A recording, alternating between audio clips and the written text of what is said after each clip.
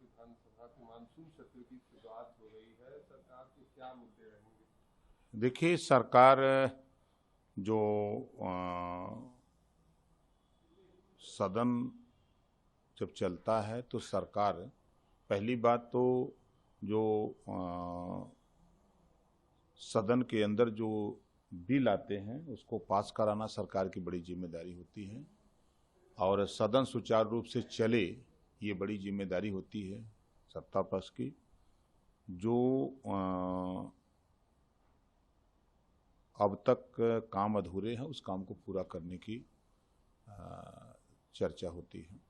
तो सर, विपक्ष तमाम मुद्दों को लेकर सरकार को घेरने का प्रयास करेगा, चाहे बात करें तो स्कूलों का मर्डर हो या पीडीए पाठशाला हो, इन अब कानून व्यवस्था हो, बाढ़ की समस्या हो, इन तमाम मुद्दों पर सरकार को घेरने का प्रयास करेगा। देखिए, जिस पीडीए की बात अखिलेश यादव जी या समाजवादी पार्टी कर रही है, 4 बार सरकार समाजवादी पार्टी की थी। पीडीए आज उनको याद आ रहा है। 20% आबादी मुसलमानों की, उनका वोट तो लिया, लेकिन उनको जब नौकरी देनी हुई, शिक्षा देनी हुई, स्वास्थ्य की सुविधा देनी हुई, रोजगार देना हुआ तो मुकर गए। वहीं पिछड़ों की आबादी 38% है, जिस पीडीए की वो बात करते हैं। 38% आबादी वाले को इन लोगों ने, जैसे राजभर हुआ, चौहान हुआ, आरा कर्क बंसी बंजारा बहेलिया हुआ, जोल्हा दुनिया अंसारी साईं दर्जी फकीर हुआ, आरा कर्क बंसी बंजारा बहेलिया हुआ, निषाद बिंद किवट मल्ला हुआ, इन तमाम 38% जातियां जो आती हैं पिछड़ों में, उसका हक लूटा किसने? समाजवादी पार्टी ने। पुलिस की भर्ती हुई तो खुलेआम अपनी जाति को बढ़ावा देने का काम किया समाजवादी पार्टी के लोगों ने, खासतौर से यादव को नंबर 1 पर रख करके उनको तवज्जो दिया। आज किस पीडीए की बात करते हैं? लगातार 4 बार सरकार समाजवादी पार्टी की बनी तो कभी क्या मुसलमान को भी हक देने की बात? 4 बार में 1 बार भी उन्होंने मुसलमान को सीएम बनाने की बात की? क्या खाली समाजवादी पार्टी में यादव के लिए ही काम होता है? तो ये पीडीए के नारा दे करके ये गुमराह करने की बात, समाज को धोखा देने के लिए वोट लेकर सरकार बनाने की कवायद में लगे हुए हैं। बाढ़ राहत की बात, जहां तक बाढ़ की समस्या, बाढ़ के लिए सरकार कटिबद्ध है। मंत्री लगाए गए हैं सभी जिलों में, जहां जहां जो जिले बाढ़ प्रभावित हैं वहां पूरे प्रशासन के लोग लगे हैं, शासन के लोग लगे हुए हैं, पूरी व्यवस्था चकाचौंध बना करके रखा गया है।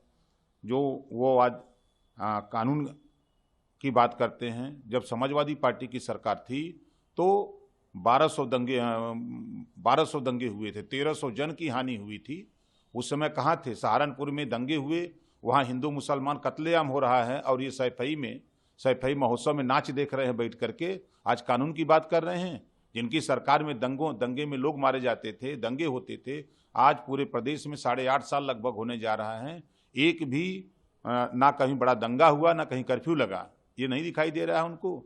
आज चाहे सड़कों की कनेक्टिविटी हो, चाहे एयर कनेक्टिविटी हो, चाहे रेल की कनेक्टिविटी हो, बड़े पैमाने पर ये हुआ है। आज law and order Uttar Pradesh में अति सुंदर है, इस नाते कि आज कोई भी अपराधी अगर छोटा मोटा अपराध करने की जरूरत करता है तो 24 घंटे के अंदर पुलिस उसको गिरफ्तार करके जेल तक पहुंचाने का काम कर रही है।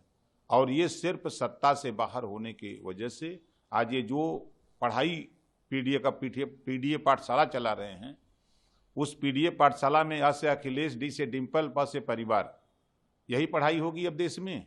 बाबा साहब डॉक्टर अम्बेडकर जी ने संविधान में यही लिखा है। जब इनको मौका मिला तो दलितों के साथ इन्होंने धोखा किया, पिछड़ों के साथ धोखा किया, मुसलमानों के साथ धोखा किया। किस पीडीए की बात ये करते हैं? किस कानून की बात करते हैं? जब इनकी सरकार थी तो थाने के अंदर जो असली दरोगा अंदर, और समाजवादी पार्टी का दरोगा कुर्सी लगा गेट पर बैठता था कि पहले हमसे मिलो, हम यहाँ के इंचार्ज हैं, उसके बाद तो जाके वो मिलो। उस कानून की बात कर रहे हैं, उस लॉ एंड ऑर्डर की बात कर रहे हैं। ये समाजवादी पार्टी की सरकार थी तो ये गुंडों की सरकार थी, गुंडों की सरकार कही जाती थी। और छुट्टा सांड की तरह अपराधी सड़क पर घूमते थे, कोई अंकुश नहीं था।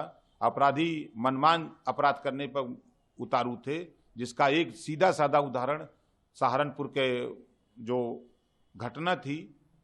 ये सैफई में नाच देख रहे थे और वहां लोग कत्लेआम हो रहे हैं, लोग घर छोड़ के, गांव छोड़ के बाहर भाग रहे हैं, मारे जा रहे हैं, और ये नाच देख रहे हैं, उसी में मस्त है। उस कानून की बात कर रहे हैं।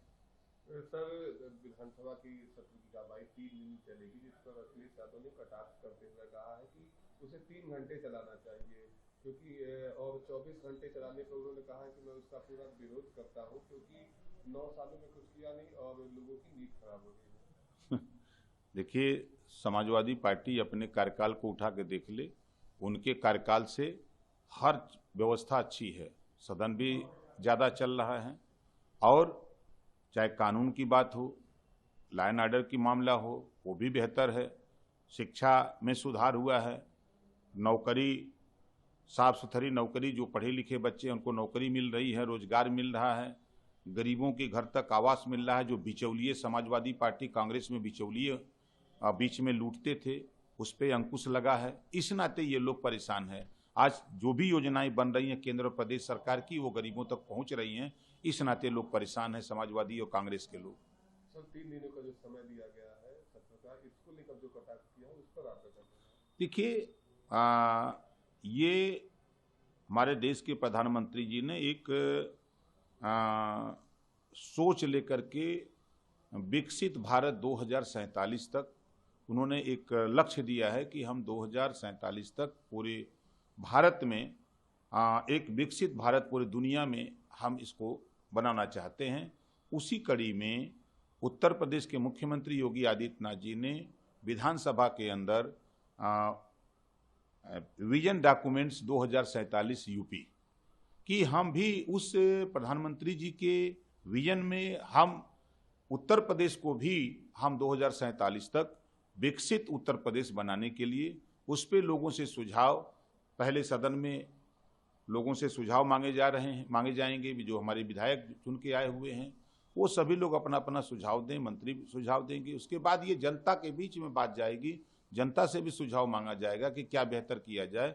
उसके बाद फिर दोबारा फिर सदन चलेगा और सदन में फिर इस पे चर्चा होगी कि ये सुझाव लोगों के आए हैं, इस पे अब सभी लोग अपनी अपनी राय दें और चर्चा करके उस काम को हम लोग आगे धरातल पर उतारने का प्रयास करें।